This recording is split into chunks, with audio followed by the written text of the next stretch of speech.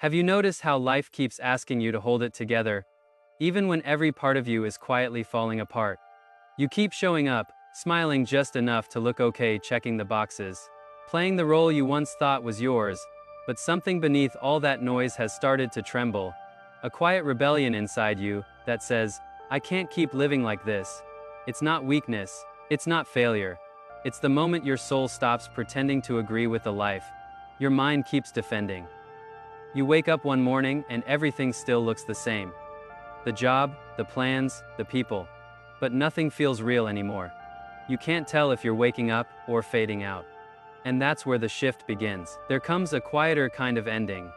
Not the collapse that makes headlines, but the soft exhaustion your life whispers to you in the morning. You sit up, and nothing looks different. The room is the same. The calendar is full. The world keeps its promises, and yet, inside, something won't sign the contract anymore. At first, you call it stress. Then you call it burnout. Finally, you stop calling it anything, because naming it keeps you from listening to it. We are taught that the self is a project. Optimize, improve, accelerate, repeat. You tighten the bolts. You polish the mask. You manage the perception. But there is a moment, so quiet that only the honest part of you can hear it. When the inner machinery refuses one more turn of the screw. It isn't laziness. It isn't failure. It is a deeper intelligence declining to carry what no longer belongs to you.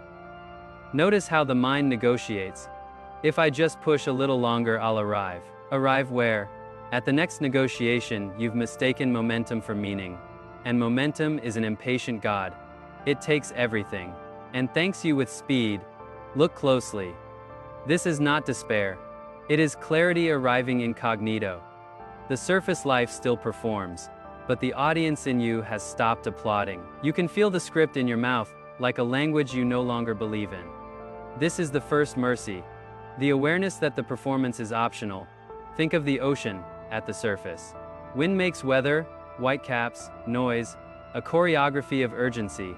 But descend a few meters, and the storm loses its vocabulary. Go deeper still, and the world becomes slow enough to hear. Sometimes the hardest part isn't letting go of the world. It's letting go of the version of yourself that believed she could manage it. You spent years building that identity.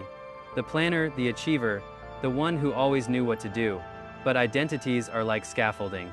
They're meant to fall away once the building can stand on its own. The more you identify with what you control, the more you fear what you can't. And yet life is mostly the uncontrollable weather. Timing, love, loss, the turn of the seasons. These are not things you command. They are things you witness. Alan Watts once said, to resist change, to try to grasp the flowing river, is to suffer. And that's what holding on really is. An argument with the flow of existence. You can fight with the river until your body trembles, but the river will still win. Not because it's cruel, but because it's infinite, and you were never meant to outswim infinity. So you can keep fighting, or you can turn onto your back and see the sky. The same sky that's been waiting for you to look up. The surrender doesn't come all at once. It comes in whispers, in small realizations that dissolve your defenses one at a time. It's when you stop forcing conversations to go the way you planned, and they suddenly start being real. It's when you stop arranging every moment for perfection, and find beauty spilling through the cracks. It's when you stop being the actor, and remember you were always the stage. At first, this openness feels like nakedness. The mind panics, like a guard dog whose fence has vanished overnight. It will bark. It will warn you.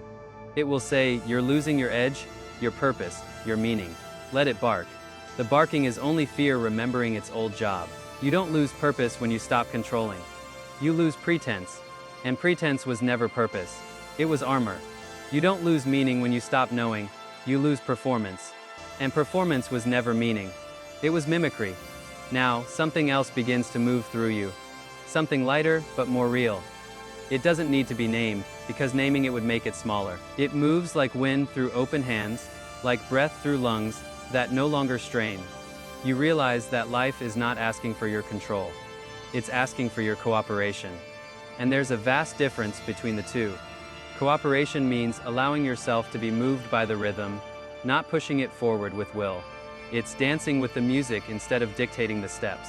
And that's why letting go feels disorienting at first. Because you're shifting from being the choreographer to being the dancer. The mind tries to bargain. If I can just understand what's happening, I'll feel safe again. But understanding isn't the goal. Understanding is what arrives after experience has already transformed you. You were never meant to figure life out, only to experience it fully, to stand at the edge of mystery and say, yes, I trust this too.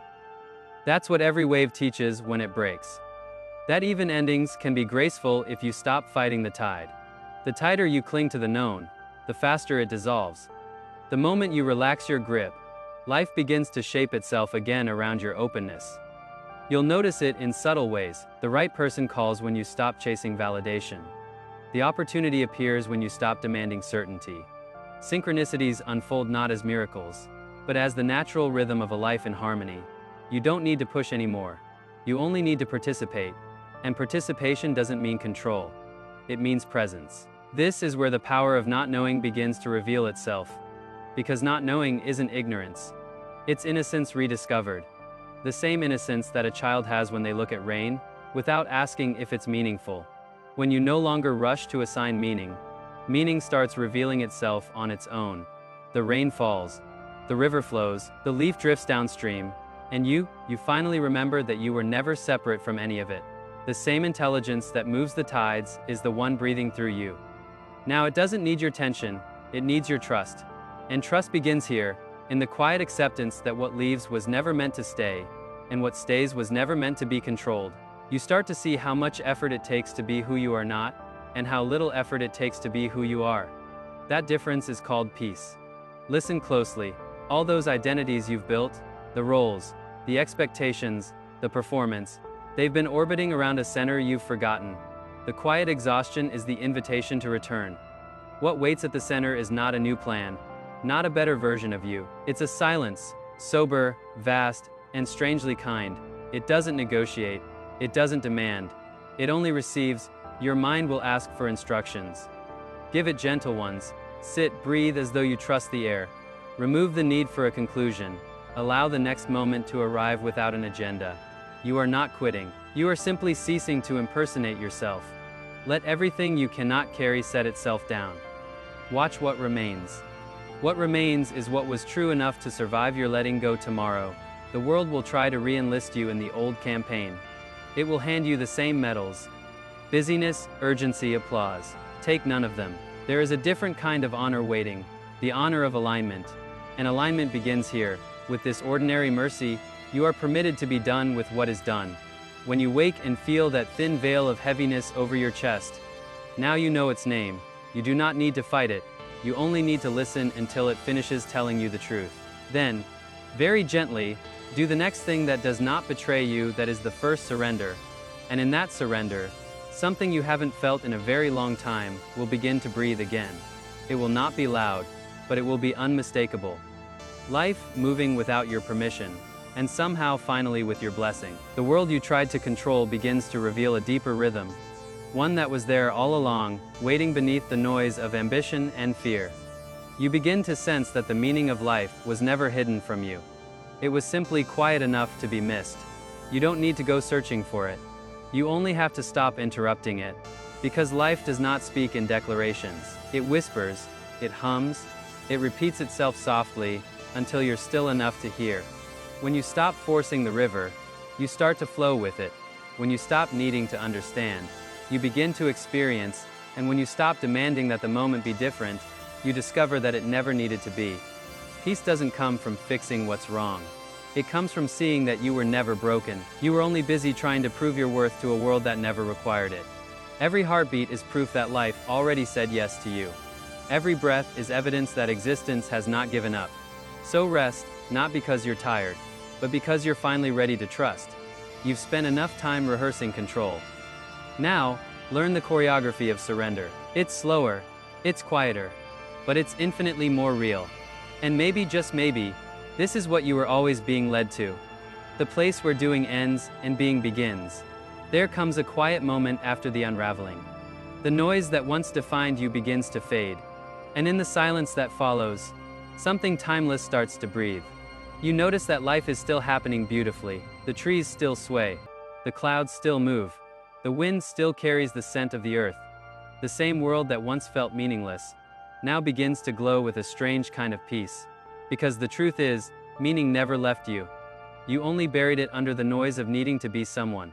You thought purpose was something to find, but it was always something to return to. It was waiting beneath the tension, beneath the pretending, beneath the endless effort to deserve what was already yours.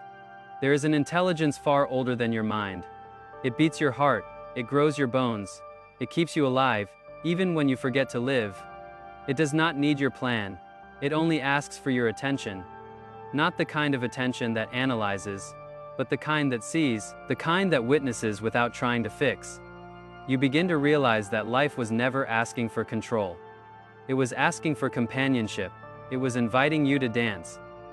The truth is, you were never supposed to have it all together. You were meant to fall apart again and again, until you realized there was never anything to hold together.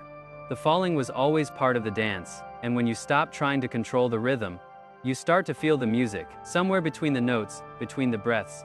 You remember what you are. You are not the dancer. You are the dance itself. This realization doesn't come with fireworks. It arrives softly, like the first light before dawn. You notice you are no longer rushing to escape yourself. You are no longer trading this moment for another. You are simply here, breathing, watching, existing, and that, you realize, has always been enough. The moments you once called meaningless were never empty, they were simply unobserved. Life wasn't waiting to become significant. You were waiting to become present. And in that presence, even the smallest things begin to shine. The way sunlight dances on water, the way laughter spills out of nowhere, the way time slows down when you stop asking it to move faster. These are not small moments. They are the fabric of life itself, woven by an intelligence that asks for nothing in return. You once believed you needed a map. Now you see, you only needed to look around. You once thought you had to understand your path. Now you see the path has been understanding you all along. Every detour, every delay, every loss, all of it was life, quietly leading you home. When you no longer know what you're doing, you finally allow life to do what it's been doing, all along. You stop forcing the current and start to float. Clarity doesn't come from understanding everything. It comes from accepting that you never will. Peace doesn't come from solving the problem. It comes from realizing that you are not one. You stop needing to be certain to be free. You stop needing to be someone to be whole. And then, a quiet joy begins to bloom. Not the loud joy of achievement, but the soft joy of belonging. You realize you were never separate from the flow you tried to control. You were the flow itself, dreaming you were lost. And now, sitting here, not knowing what's next, you sense something deeper than knowledge. A quiet trust that whatever comes will come through you, not against you. You no longer chase your next chapter. You allow it to write itself, in the silence. In the waiting, in the simple act of being alive. This is the grace of not knowing. It leaves you open enough to finally see. You were never holding the world together. You were being held by it. And when you let that truth in, when you finally stop fighting what is, life begins to move again, gently, effortlessly. Not because you forced it, but because you stopped blocking it. Not because you figured it out, but because you finally allowed yourself not to know. You smile at the mystery of it all, and realize that you were never lost. You were simply learning how to see again. So when you don't know what you're doing anymore, remember this: you don't need to. Life knows, it always has. And if you listen closely, you can hear it whisper, not in words, but in the rhythm of your own heart, that you are already home.